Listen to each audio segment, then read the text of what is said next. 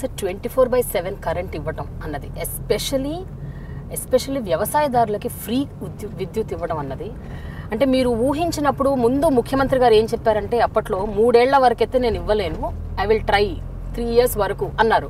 But 1 year లోపే అది చేసి చూపించారు. So how was that possible అండి అసలు యాక్చువల్గా కరెంటు విషయంలో తెలంగాణ ప్రజలు అనుభవించిన కష్టం నాకు తెలిసి ఎవరు అనుభవించకపోవచ్చు. కాలిపోయిన మోటార్లు, కాలిపోయిన ట్రాన్స్ఫార్మర్లు, అసలు ఎండిపోయిన పంట పొలాలు, ఎప్పుడు సభలో చర్చ జరిగినా ఎండిపోయిన పల్లీల చెట్లని, ఎండిపోయిన మక్కంకుల చెట్లని, వరి గంటలు తీసుకొచ్చేది. ఇవాళ దానికి పరిష్కారం చూపించాల్సిన బాధ్యత ఉందని చెప్పి గ్రహించి మేమే ఛత్తీస్గఢ్ ముఖ్యమంత్రి గారితో మేము కూడా పోయినాం.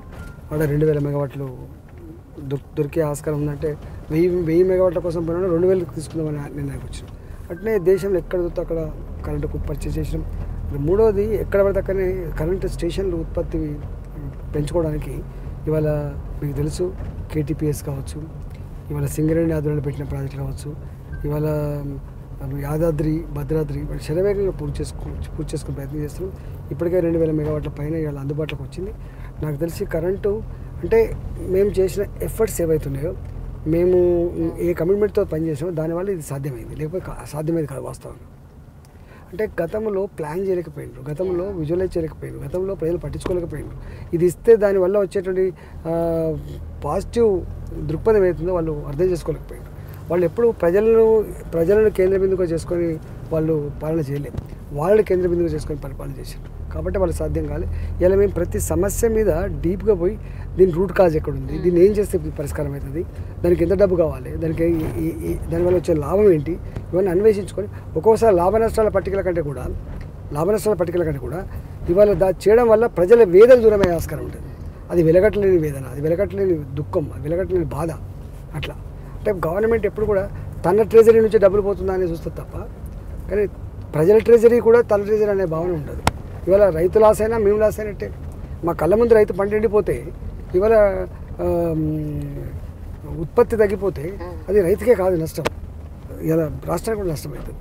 అట్లా సార్ అసలు ప్రతి పథకాన్ని ఒక మానవీయ కోణంలో చూడటం అన్నది ఎలా సాధ్యం అండి? ఎస్పెషల్లీ రాజకీయ నాయకులు అంటేనే ప్రజలకి ఒక రకమైన ఒపీనియన్ ఉంది. దే ఫీల్ దట్ వాళ్ళు చేసిన ప్రామిసులు ఏవి చెయ్యరు, హామీలు ఇస్తారు కానీ వాటిని తుంగలోకి తొక్కుతారని.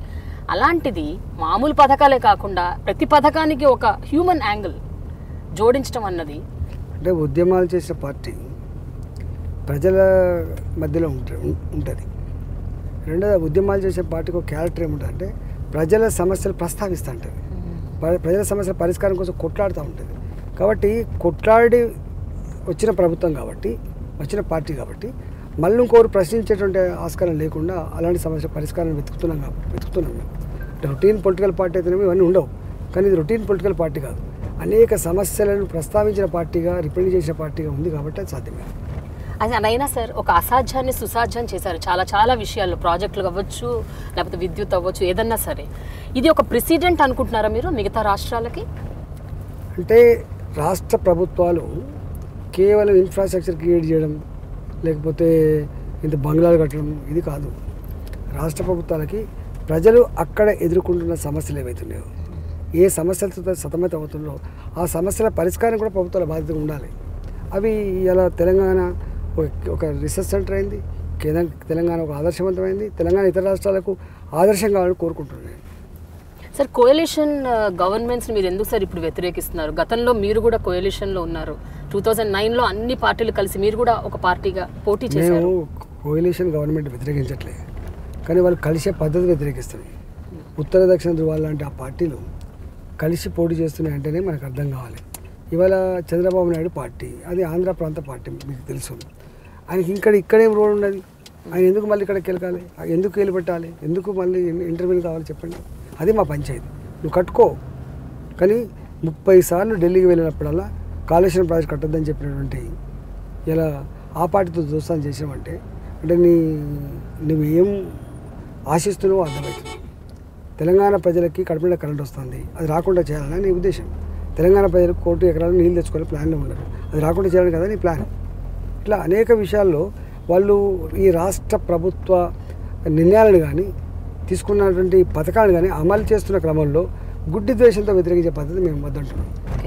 మంచిని మంచి ఆడండి, చెడు చెడు ఆడండి అట్లా. మీరు చూస్తున్నారు ఐ డ్రీమ్ న్యూస్ని. మీరు చూస్తున్నది ఐ డ్రీమ్ న్యూస్. అంటే కళలని నిజం చేస్తూ ప్రజలకి నిజాలని కళల ద్వారా తీసుకొచ్చే ఐ డ్రీమ్కి మై బెస్ట్ విషెస్. మీరు చూస్తున్నది ఐ డ్రీమ్ న్యూస్. మీరు చూస్తున్నారు I dream channel. For more videos please subscribe I dream. మరిన్ని వీడియోల కోసం ఐ డ్రీమ్ని సబ్స్క్రైబ్ చేయండి. Please subscribe I dream. And I'm very much satisfied with the way interview went on. Kindly subscribe to I Dream. For more videos, subscribe to iDream. And loads of fun entertainment and content. Do watch I Dream.